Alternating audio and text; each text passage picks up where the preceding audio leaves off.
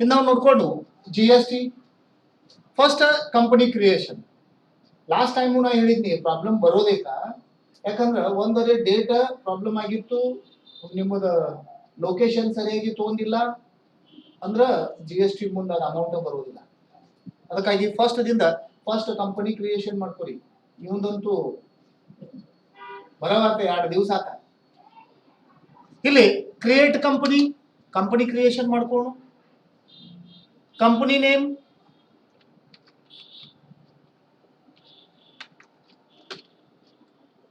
Sigma and company ಅನ್ನೋದು. ಇಲ್ಲಿ ಇಂಡಿಯಾನ ತಗೋರಿ, UK ತಗೊಂಡ ಅಲ್ಲಿ GST ಬಾ ಅಂದ್ರೆ ಬರೋದಿಲ್ಲ. ಅಂದ್ರೆ ಫಸ್ಟ್ ಇಲ್ಲಿ ಇಂಡಿಯಾದಾಗ GST ಐತಿ, ಇಂಡಿಯಾ ಆಯ್ಕೆ ಮಾಡ್ಕೊರಿ. ಯಾಕಂದ್ರೆ ಟ್ಯಾಲಿ ಇದ ಕಂಟ್ರಿದಲ್ಲ, ಬೇರೆ ಕಂಟ್ರಿದಲ್ಲಿ ಕೂಡ ಯೂಸ್ ಮಾಡಿದ್ರೆ ಅಲ್ಲಿ ಟ್ಯಾಕ್ಸೇಷನ್ ಬರಬೇಕು, ಅಲ್ಲಿ GST ಇರೋದಿಲ್ಲ. ನಮ್ಮ ಇಂಡಿಯಾದಾಗ GST ಐತಿ, ಇಂಡಿಯಾ. ಇಲ್ಲಿ ಸ್ಟೇಟ್ ಇದು ಇಂಪಾರ್ಟೆಂಟ್. ಲಾಸ್ಟ್ ಕ್ಲಾಸ್ದಲ್ಲಿ ಹೇಳಿತ್ತು, ಯಾಕಂದ್ರೆ ಲೋಕಲ್ ಸೇಲೋ ಅಥವಾ ಇಂಟರ್ ಸ್ಟೇಟ್ ಸೇಲೋ ಇದ್ರ ಮೇಲೆ ಡಿಪೆಂಡ್ ಆಗ್ತೈತಿ.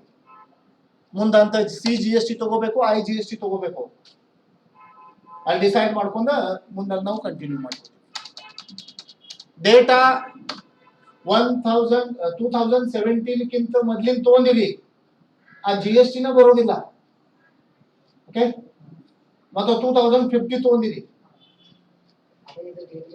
ಹಾ, ಓಕೆ, 1/4/2024-25 ಈ ಫಿನಾನ್ಷಿಯಲ್ ಇಯರ್ ನಾವು ಅಲ್ಲಿ ತಗೊಂಡಿವಿ.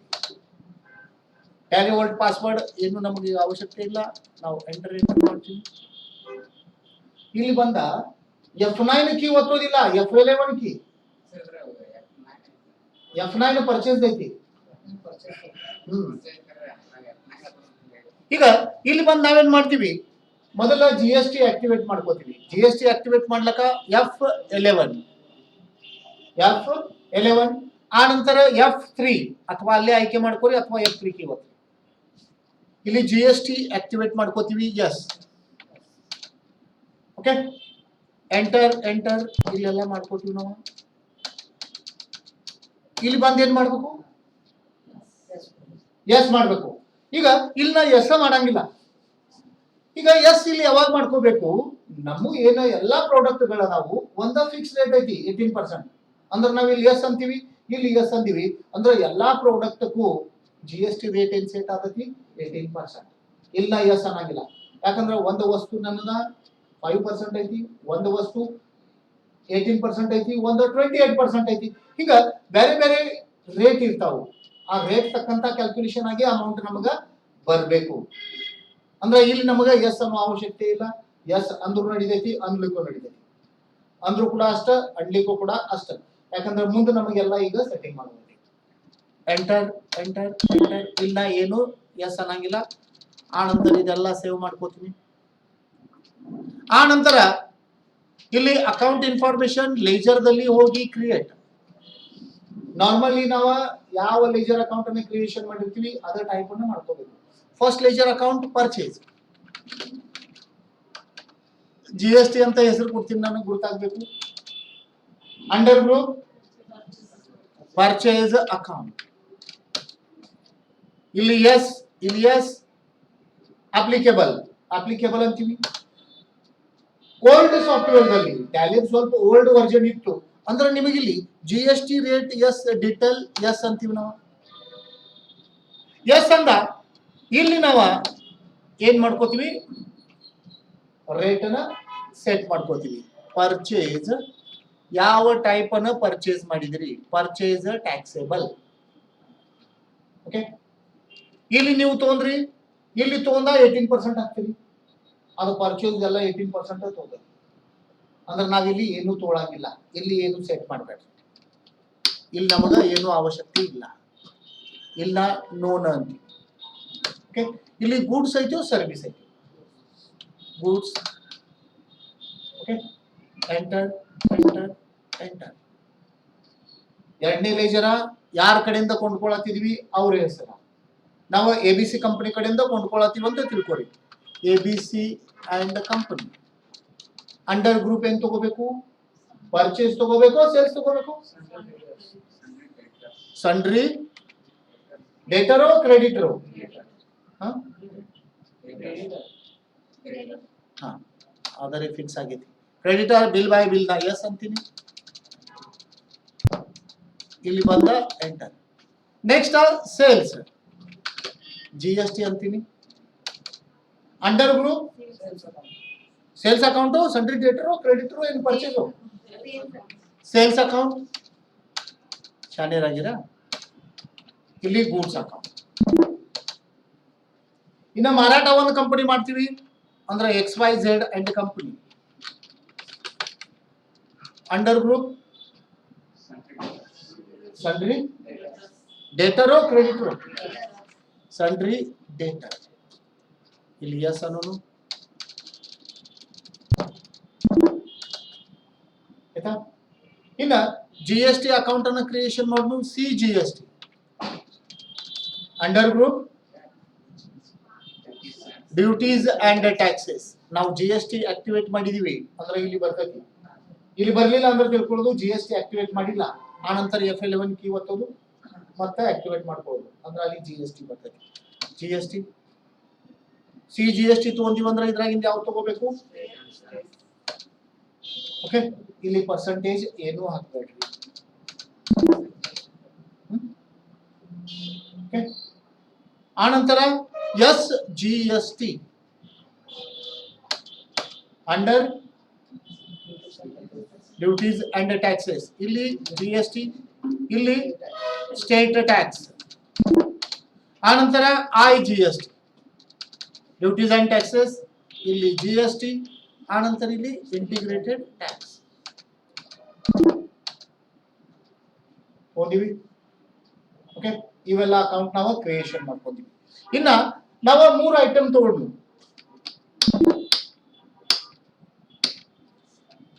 ಓಕೆ, ಇಲ್ಲಿ 3 ಐಟಮ್ ತಗೊಳಕ ಇನ್ವೆಂಟರಿ ಇನ್ಫಾರ್ಮೇಶನ್, 3 ಐಟಮ್ದು ರೇಟ್ ಚೇಂಜ್ ತಗೊಳ್ಳೋದು. ಒಂದು 18%, ಒಂದು 28%, ಇನ್ನೊಂದು 5%. ಓಕೆ, 18, 28, 5%.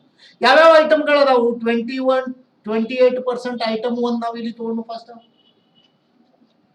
28% GST ರೇಟ್ ಐಟಮ್ಸ್ ಅನ್ನೋದು. ಯಾವ್ಯಾವ ಐಟಮ್ ನಲ್ಲಿ ಮಸಾಲೆ ಅದು ಇದ್ದು ಅಂದ್ರೆ ಅದಕ್ಕೆ 28% ಇರ್ತಾವ. ಯಾವ್ಯಾವ ಅದಾವ ಇಲ್ಲಿ? ಸರ್ವಿಸಸ್ ಆ ಪ್ರಾಡಕ್ಟ್ ಆ?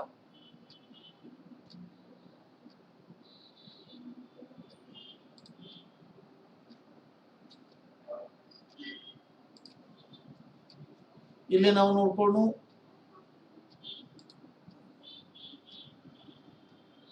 ಇಲ್ಲಿ ಅದಾವು 28% ಇಲ್ಲಿ ಐತಿ ನೋಡ್ರಿ. ಇಲ್ಲೇ ನಾವ 18% ಒಂದು ತಗೊಂಡು ಆನಂತರ 12% ಏನೈತಿ?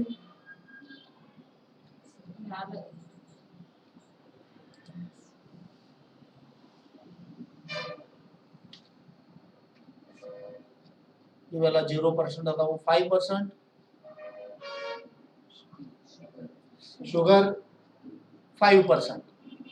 ಓಕೆ, ಆನಂತರ 12% ಬಟರ್.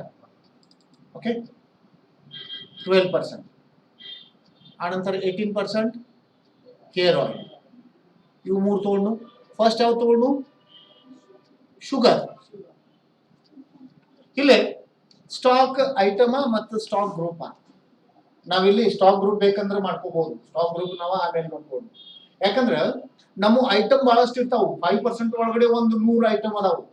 ಎಲ್ಲ ಪ್ರತಿ ಒಂದು ಐಟಮ್ಗೆ ಸೆಟ್ ಮಾಡೋದಕ್ಕಿಂತ ನಾವು ಒಂದು ಗ್ರೂಪ್ ತಗೋತೀವಿ, ಆ ಗ್ರೂಪ್ ಒಮ್ಮೆ ರೇಟ್ ಸೆಟ್ ಮಾಡ್ಕೋತೀವಿ, ಎಲ್ಲದಕ್ಕೂ ಆಟೋಮೆಟಿಕ್ ಸೆಟ್ ಆಗತ್ತೆ.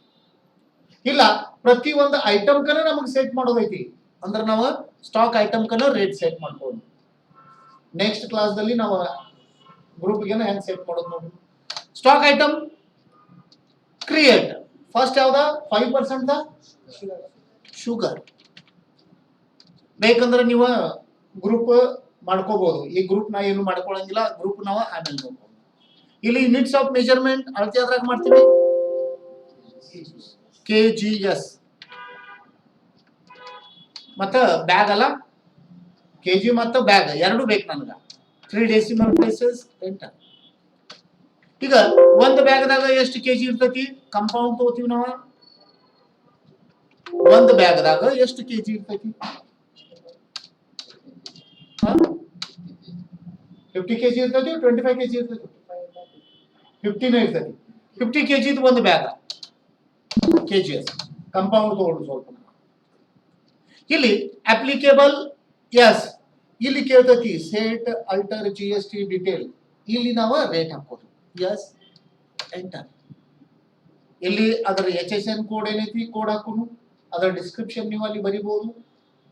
HSN ಕೋಡ್ ಏನೈತಿ ಇಲ್ಲಿ ನಾವು ಆನ್ಲೈನ್ ನೋಡ್ಕೋಬಹುದು, ಅಥವಾ ಪರ್ಚೇಸ್ ಏನ್ ಮಾಡಿರ್ತೀವಿ ಅದ್ರಾಗೂ ಕೊಟ್ಟಿರ್ತಾರ ಅವರ ಕೋಡ.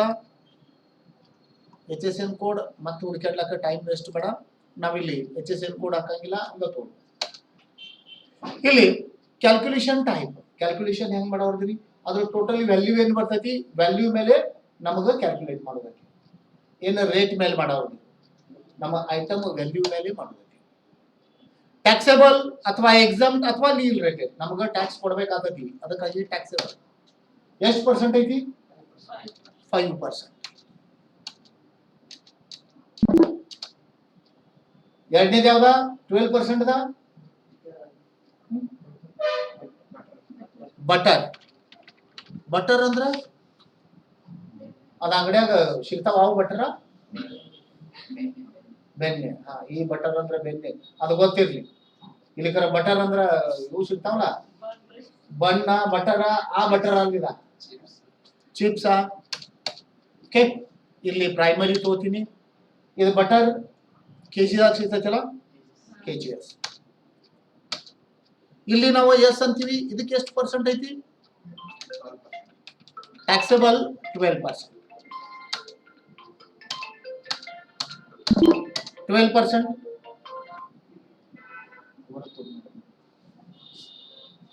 ಮೂರನೇದ ಹೇರ್ ಆಯಿಲ್ ಅಂದ್ರ ಪ್ರೈಮರಿ. ಇಲ್ಲಿ ಬಾಟಲ್ ಮೇಲೂ ಲೀಟರ್ ಮೇಲೂ, ಲೀಟರ್ ಇರ್ತೈತಿ ಬಾಟಲ್ ಇರ್ತೈತಿ, ಎರಡೂ ಇರ್ತಾವ. ನಾವು ಲೀಟರ್ ಅಷ್ಟ ತಗೊಂಡು LTR ಲೀಟರ್, ಇಲ್ಲಿ ನಾವು ಲೀಟರ್ ಅಂತ ತಗೊಂಡು LTR. ಇಲ್ಲಿ 3 ಡೆಸಿಮಲ್ ಪ್ಲೇಸಸ್. ಬಾಟಲ್ ಎಷ್ಟು ಲೀಟರ್ ಬಾಟಲ್ ಇರ್ತೈತಿ? ಅರ್ಧ ಲೀಟರ್ ಇರ್ತೈತಲ್ಲ, ನಾವು ಖಾಲಿ ಖುಲ್ಲಾನ ಮಾರ್ತೀವಿ ಅಂತ ತಗೊಂಡು ಸಾಕಷ್ಟು ನಮ್ಗೆ. ಓಕೆ, ಇಲ್ಲೇ ನಾವ ಲೀಟರ್ ಅಂತ ತಗೊಂಡು LTR ಲೀಟರ್.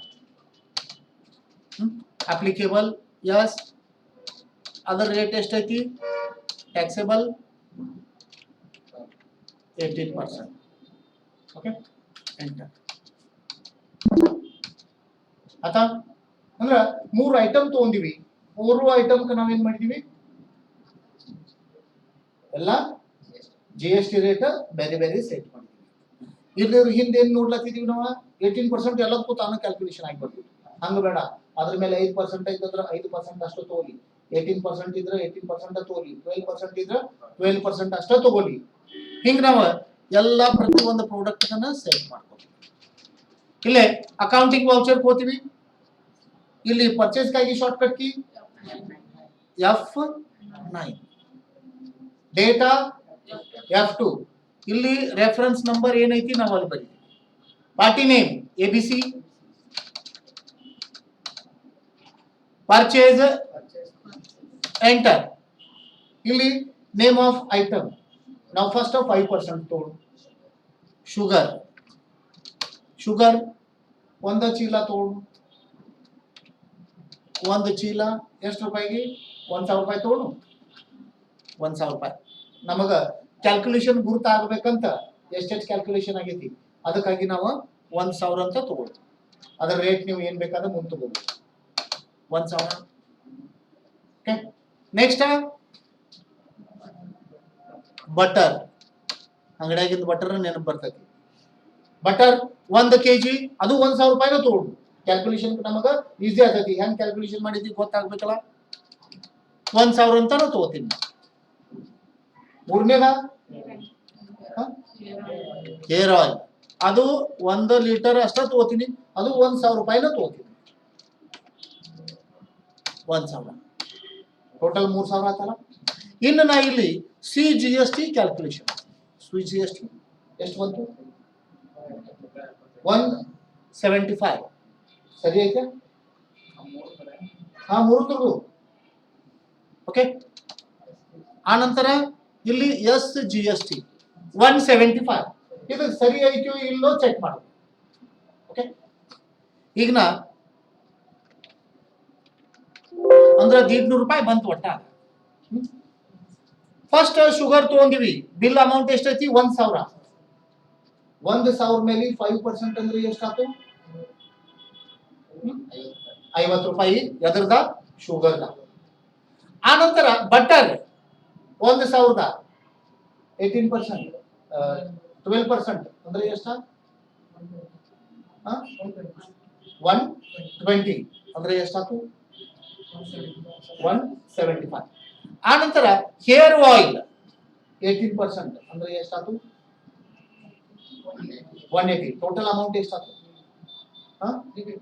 350. ಇಲ್ಲಿ 350 ಬಂದೈತಲ್ಲ, 175 175 ಎಷ್ಟಾಯ್ತು? 350 ರೂಪಾಯಿ ಆಗಿತ್ತಿಲ್ಲ. 175 175 ಅಂದ್ರ ಇದು ನಾವು ಏನ್ ಸೆಟ್ ಮಾಡಿದೀವಿ ಕರೆಕ್ಟ್ ಕ್ಯಾಲ್ಕುಲೇಷನ್ ಮಾಡಿ ತಾನ ತಗೊಳ್ಳೋದು. 3 ಮೇಲೆ 18% ತಗೊಂಡಿಲ್ಲ, 5% ಯಾವ್ದಿತ್ತು ಅದ್ರ ಮೇಲೆ 5%, 12% ಅದ್ರ ಮೇಲೆ ಇತ್ತು ಅಷ್ಟರ ಮೇಲೆ 12%, ಆನಂತರ 18% ಅದ್ರ ಮೇಲೆ ಇತ್ತು ಅದ್ರ ಮೇಲೆ 18%. ಹಿಂಗ ನಾವು 3 ಸೆಪರೇಟ್ ಆಗಿ ನಾವು ಅಲ್ಲಿ ತಗೋಬಹುದು GST ರೇಟ್ಸ್. ಗೊತ್ತಾದು? ಹಿಂಗ ಪ್ರತಿಯೊಂದು ಪ್ರಾಡಕ್ಟ್ ಕ ಸೇಮ್ GST ರೇಟ್ ಇರ್ತೈತಿ, ಹಂಗೂ ಇರಂಗಿಲ್ಲ. ನಮ್ ಕಡೆ 3 ನಮೂನಿ ಇರ್ಬೋದು, ಮತ್ತೆ 3 ನಮೂನಿ ನಾವು ಅಲ್ಲಿ ಯಾವಾಗ ಎಂಟರ್ ಮಾಡ್ತೀವಿ ಆಗ ಆಟೋಮೆಟಿಕ್ ಆದ ಕ್ಯಾಲ್ಕುಲೇಷನ್ ಆಗಿ GST ಕ್ಯಾಲ್ಕುಲೇಟ್ ಆಗಿ ಬರಬೇಕು. ಹಿಂಗ ನಾವು GST ಸೆಟ್ಟಿಂಗ್ ಮಾಡ್ಕೋತೀವಿ, ಎಲ್ಲ GST ಎಂಟ್ರೀಸ್ ಅನ್ನ ಪಾಸ್ ಮಾಡ್ಕೋತೀವಿ. ಗೊತ್ತಾಯ್ತಲ್ಲ? ಮತ್ತೇನ್ ಡೌಟ್ಸ್ ಅದಾವ? ಸೇಲ್ಸ್ ಸೇಮ್ ಒನ್ ನಾವು ಸೆಟ್ಟಿಂಗ್ ಮಾಡ್ತೀವಿ ಅಂದ್ರೆ ಸೇಲ್ಸ್ ಅಲ್ಲಿ ಕೂಡ ಸೇಮ್ ತಗೋತೀವಿ. F8 ಇಲ್ಲಿ 1 ನಂಬರ್, ಇನ್ ನೀವು ಬೇಕಾದ ಅಮೌಂಟ್ ಹಾಕ್ರಿ, XYZ ಅದು ಆಟೋಮೆಟಿಕ್ ಕ್ಯಾಲ್ಕುಲೇಷನ್ ಮಾಡಿ ತಗೋತೈತಿ, ನಿಮಗೆ ತಗೊಳ್ಳೋ ಅವಶ್ಯಕತೆ ಇಲ್ಲ. ಇಲ್ಲಿ ಸೇಲ್ಸ್ GST, ಇಲ್ಲಿ ಬಟರ್, ಶುಗರ್ 1 ಅಮೌಂಟ್ ನೀವು ಬೇಕಾದ ಹಾಕ್ರಿ, 100 ರೂಪಾಯಿ. ಓಕೆ. ಆನಂತರ ಬಟರ್ 1 ಅದು 100. ಮೂರನೇದ ಹೇರ್ ಆಯಿಲ್ 1 ಅದು 100, 300 ರೂಪಾಯಿ ತಗೊಂಡಿದೀವಿ. ಇನ್ನು ನಾವೇನ್ ಮಾಡ್ತೀವಿ ಇಲ್ಲಿ CGST, ಆನಂತರ SGST ನಾವಿಲ್ಲಿ ತಗೊಂಡಿವಿ. ಓಕೆ. ಗೊತ್ತಾಯ್ತು? ಇದ ಮಟೀರಿಯಲ್ ನಾವು ಇಂಟರ್ ಸ್ಟೇಟ್ ಮಾರಾಟ ಮಾಡಿದೀವಿ ಒಂದು ಕಂಪನಿಗೆ. ಅಂದ್ರ ಏನಾಗುತ್ತೆ ಇಲ್ಲಿ ABC ನಾವು ಇಲ್ಲಿ ಒಂದು ಕಂಪನಿ ಮಾರಾಟ ಮಾಡಿದೀವಿ, ಆಕ್ಮೆ ಎಂಟರ್ಪ್ರೈಸಸ್ ಇವ್ರಿಗೆ ಮಾರಾಟ ಮಾಡಿದೀವಿ. ಅಂಡರ್ ಗ್ರೂಪ್ ಪರ್ಚೇಸ್ ತಗೋಬೇಕು, ಸೇಲ್ಸ್ ಮಾರಾಟ ಮಾಡಿದೀವಿ. Sundry debtors. ಓಕೆ. ಇಲ್ಲಿ ಕರ್ನಾಟಕ ತೆಗೆದ ಅವೆಲ್ಲ ಮದಾನು Maharashtra. Pin code number okay ನಾವು ಹಾಕ್ತೀವಿ ಆಯ್ತಾ. ಇನ್ನ ಈ ವ್ಯಕ್ತಿಗೆ ನಾವು ಮಾರಾಟ ಮಾಡಿದ್ವಿ. ಸೇಲ್ಸ್ GST ಇಲ್ಲಿ ಶುಗರ್ 1, ಇಲ್ಲಿ 1,000, ಆನಂತರ ಬಟರ್ 1 ಇದು 1250, ಆನಂತರ ಹೇರ್ ಆಯಿಲ್ 1 ಇದ 458. ಆಡ್ ಸಂಖ್ಯೆನೂ ತಗೊಂಡ್ರು ನಾವು ಆಟೋಮೆಟಿಕ್ ಕ್ಯಾಲ್ಕುಲೇಷನ್ ಮಾಡ್ಕೋತೈತಿ. ಇಲ್ಲಿ ನಾವೇನ್ ತಗೋಬೇಕು? CGST ತೊಂದ್ರೆ ಬರ್ತೈತಿನಲ್ಲಿ ಅಮೌಂಟ್ ಬರಂಗಿಲ್ಲ. ಯಾಕಂದ್ರೆ ನಾವು ಕಂಪನಿ ಕ್ರಿಯೇಷನ್ ಮಾಡುವ ನಮ್ಮ ರಾಜ್ಯ ಯಾವ್ದು ತಗೊಂಡಿದೀವಿ? ಕರ್ನಾಟಕ. ಮಾರಾಟ ಮಾಡ್ಲಾತಿದ್ವಿ, ಅವನ ರಾಜ್ಯ ತಗೊಂಡಿದ್ವಿ ಮಹಾರಾಷ್ಟ್ರ. ಅಂದ್ರೆ ನಮಗೆ ಇಲ್ಲಿ ಏನ್ ತಗೋಬೇಕು, IGST ನ ತಗೋಬೇಕು. 282 ಆಟೋಮೆಟಿಕ್ ಒಂದ ಕ್ಯಾಲ್ಕುಲೇಷನ್ ಆಗ್ತದ. ಹಿಂಗ ನಾವ ಮಲ್ಟಿಪಲ್ GST ರೇಟ್ ಎಂಟ್ರೀಸ್ ಅಲ್ಲಿ ಪಾಸ್ ಮಾಡ್ಕೋಬಹುದು. ಅರ್ಥ ಆಯ್ತು?